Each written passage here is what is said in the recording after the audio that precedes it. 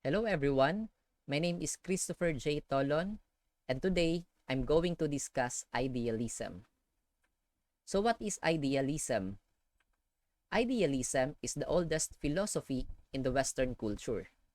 It is a philosophical approach stating that ideas and knowledge are the only true reality. Even in the modern times, when people are not inclined towards accepting any dogmatic creed or philosophy, idealism has certain attractions to which appeal to human mind and thereby exercise a great influence on human thinking. The father of idealism is Plato, who believed that people should concern themselves in searching for the truth. As a Greek philosopher, he believed that man did not create knowledge but discovered it. Plato was a disciple of Socrates who opened his own school, the Academy of Athens, where he developed and implemented his doctrines as a teacher. Two of his famous works were The Republic and The Dialogue. And the prominent philosophers who advocate idealism were Plato, Immanuel Kant, David Hume, George Berkeley, George Hegel, and René Descartes. And there are a lot of philosophers who also advocate idealism, and each one of them contributed something with regards to idealism. And now we have the kinds of idealism. Starting with Platonic idealism or Platonic idealism. It is the theory that the substantive reality around us is the only reflection of higher truth. The truth, Plato argued, is the abstraction. He believed that ideas were more real than things. He developed a vision of two worlds, which are a world of unchanging ideas and a world of changing physical objects. The next kind of idealism is subjective idealism. It is a philosophy based on the premise that nothing exists except minds and spirits and the perceptions or ideas. A person experiences material things, but their existence is not independent of the perceiving mind. Material things are thus mere perceptions. The reality of the outside world is contingent on a knower. The 18th century Anglo-Irish philosopher George Berkeley succinctly formulated his fundamental proposition: to be is to be perceived, or in Latin, esse est percipi. It is more extreme forms. Subjective idealism tends toward solipsism, which holds that I alone exist. The next one is transcendental idealism. It is also called formalistic idealism. German philosopher Immanuel Kant held that the human self or transcendental ego constructs knowledge out of self-impressions and from universal concepts called categories. Transcendentalism is set in contrast with problematic idealism of René Descartes and subjective idealism of George Berkeley. And the last one is the absolute idealism by George Hegel. It can be characterized by the following principles. Number one, the common everyday world of things and embodied minds is not the world as it really is, but merely as it appears in terms of uncriticized categories. Number two, the best reflection of the world is not found in physical and mathematical categories, but in the terms of self-conscious mind. And number three, the last one, thought is the relation of each particular experience with the infinite whole of which is an expression rather than the imposition of ready-made forms upon given material.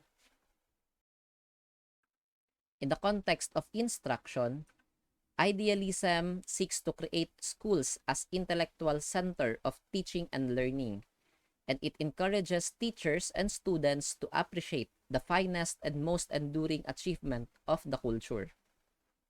Education should not aim at putting knowledge into the soul, but at turning the soul toward right desires, continuing the analogy between mind and sight. The overarching goal of the city is to educate those with the right natures, so that they can turn their minds sharply towards form of the good. Idealism prescribes certain fundamental aims of education, which are directly influenced by the aims and principles of life.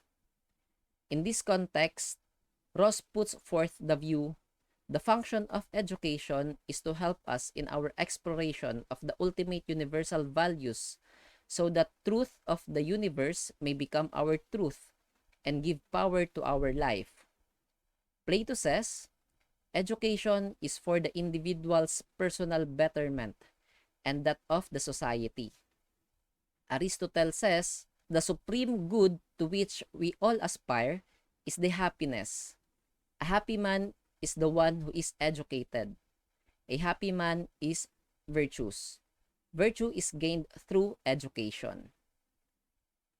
Some of the important aims of education as laid down by the idealists are as follows. Number 1, self-realization. According to idealism, man is the most beautiful creation of God, his grandest work. It lays a great stress on the exaltation of human personality. It is self-realization. The aim of education is to develop the self of the individual higher till self-realization is achieved. It is in fact making actual the highest potentialities of the self. Number 2, the universal education. Education, according to idealism, should be universal in nature. The universe is regarded as a thought process. Education should be based on the teaching of universal truth from the standpoint of rationality of the universe. Number 3, the spiritual development. Idealists give greater importance to spiritual values in comparison with material attainments. According to Rusk, education must enable mankind through its culture to enter more and more fully into the spiritual realm, and also enlarge the boundaries of spiritual realm. Number 4 is the transmission and promotion of cultural heritage. The aim of idealistic education is the preservation, enrichment, and transmission of culture. Education must contribute to the development of culture. It should help in enlarging the boundaries of spiritual realm. Number 5, cultivation of moral values. According to idealism, man is essentially a moral being. Therefore, moral, intellectual, and aesthetic aspects of his personality should be promoted. According to Dr. Fremnath, the process of education must lead to the deepest spiritual insight and to the highest moral and spiritual conduct. Number 6 is preparation for a holy life. Idealism prepares an individual for a holy life. Froebel says, the object of education is the realization of a faithful, pure, inviolable, and hence holy life. And in number 7, we have development of intelligence and rationality. Idealism wishes the education should develop the mind fully. It makes a person rational as well. Only the highly developed mind can understand the all-pervading force. The idealists believe that education must help in the full evolution of mind, the emancipation of spirit, self-realization, and the realization of higher values of life, and to train the whole man completely and fully for manhood and not for some part of man. In the context of assessment, assessment according to idealism is a method of focusing instructors' collective attention.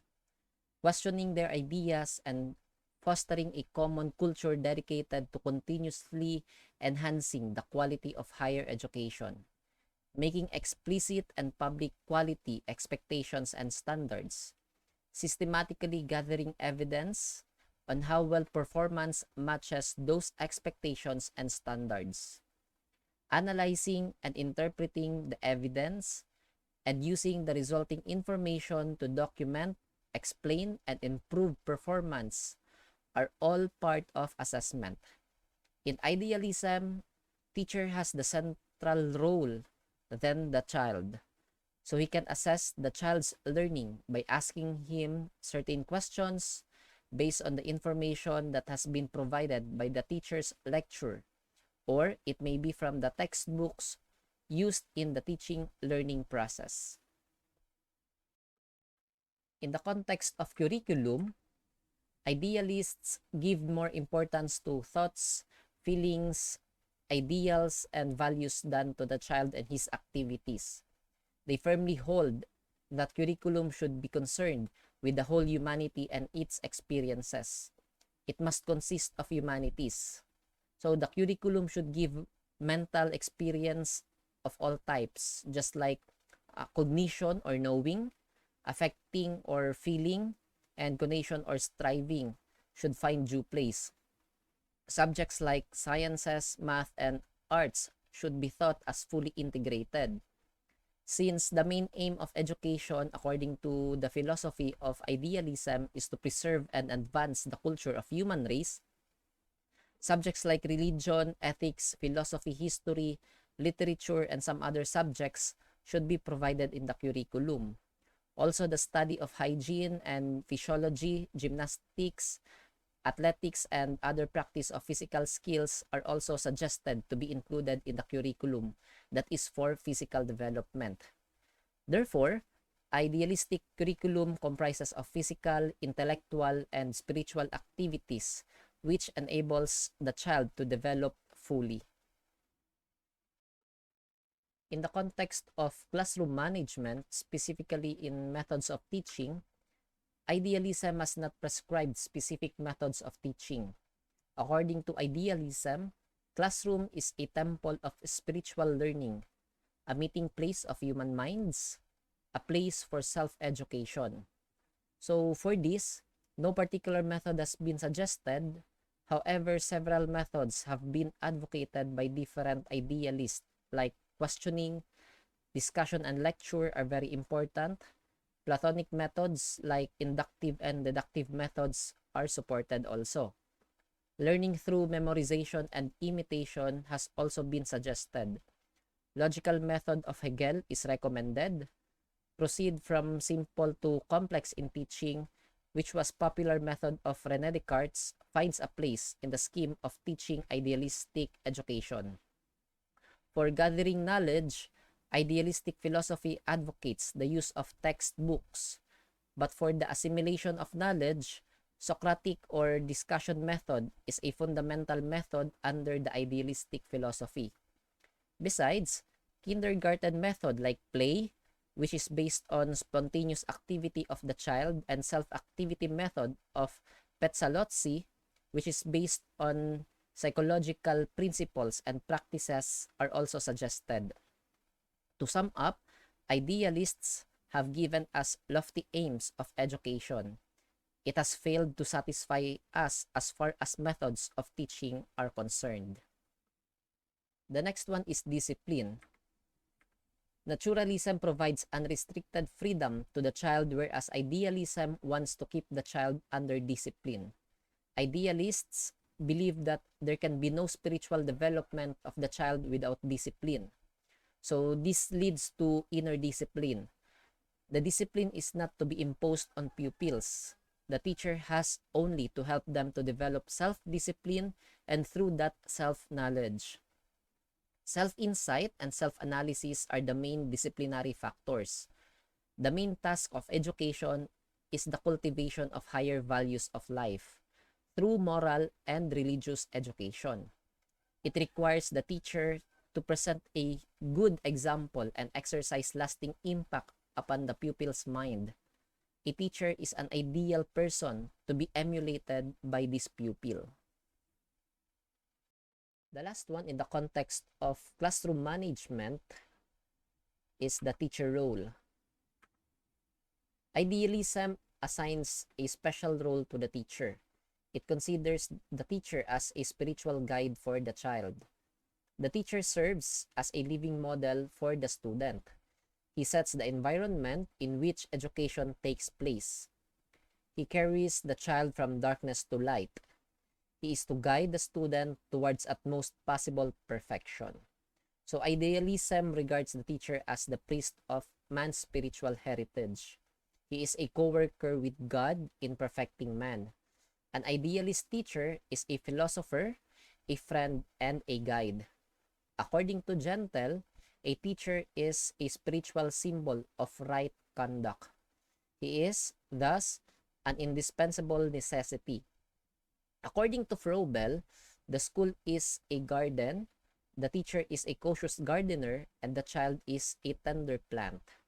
The plant can grow, no doubt, without help, but the good gardener sees that the plant grows to the finest possible perfection.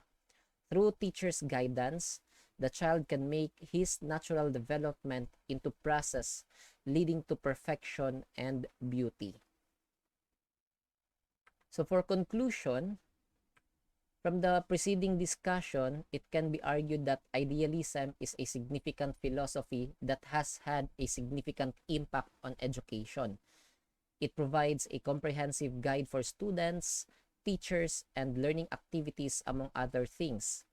Although idealism has weakened in recent years as more emphasis on pragmatic approaches has been placed on education, it continues to have an impact on our educational system. So thank you for listening. I am willing to entertain your questions. Bye-bye.